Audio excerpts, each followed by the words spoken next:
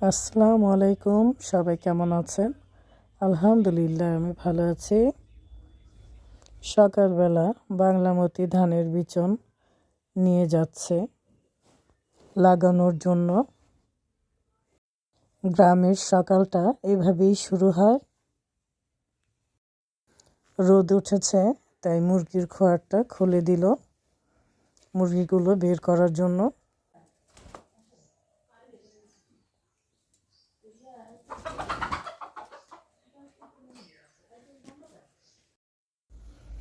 ধান ভিজিয়ে রাখা হয়েছিল বিচন করার জন্য। সবার বাড়িতেই ধান ওঠানো হচ্ছে, আমাদের বাড়িতেও ওঠানো হয়েছে আমন ধান। এই ধান আবার সিদ্ধ করে রোদে শুকাতে হবে।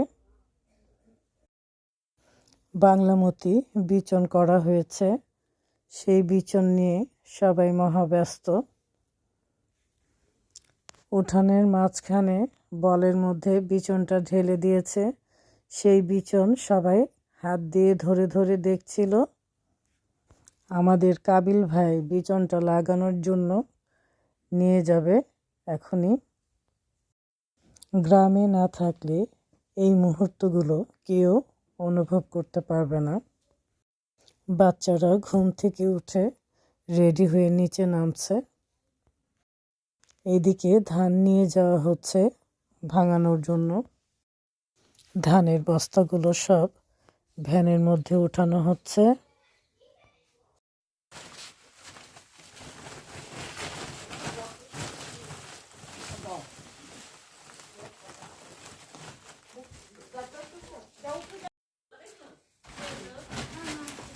আমাদের উঠোনে দারচিনি গাছের এই পাতা দিয়ে লাল চা বানিয়ে খেলে দারুণ লাগে।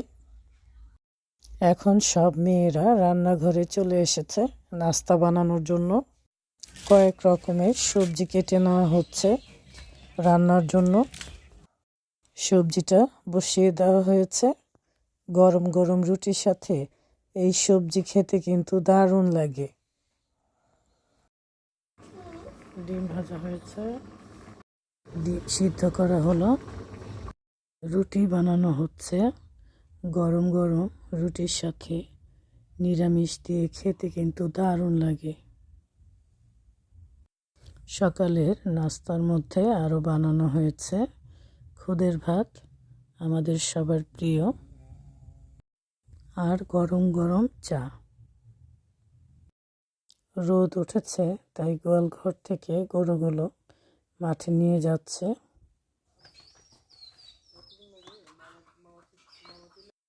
দুপুরের রান্নার জন্য সব কিছু গুছিয়ে নেওয়া হচ্ছে। রোস্ট রান্নার জন্য সব মশলা বেটে নেওয়া হয়েছে।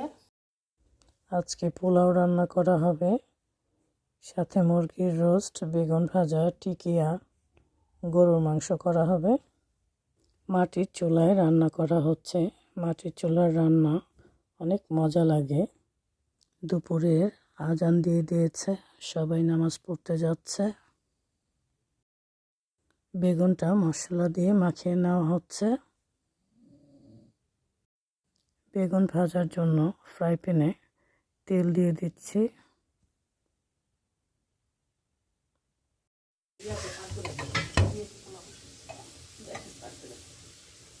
বেগুনটা ভাজা হয়ে গেছে, এখন উঠিয়ে নিচ্ছি।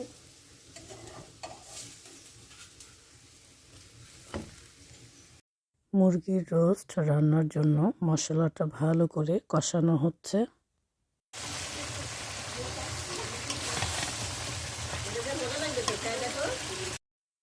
পোলাওয়ের সাথে খাওয়ার জন্য সালাদ কেটে নিচ্ছে। এই তো দুপুরে খাওয়ার জন্য পোলাও, সালাদ, গরুর মাংস, টিকিয়া, বেগুন ভাজা করা হয়েছে। আরও করা হয়েছে মুরগির রোস্ট। গরম গরম খেতে কিন্তু দারুণ লাগবে।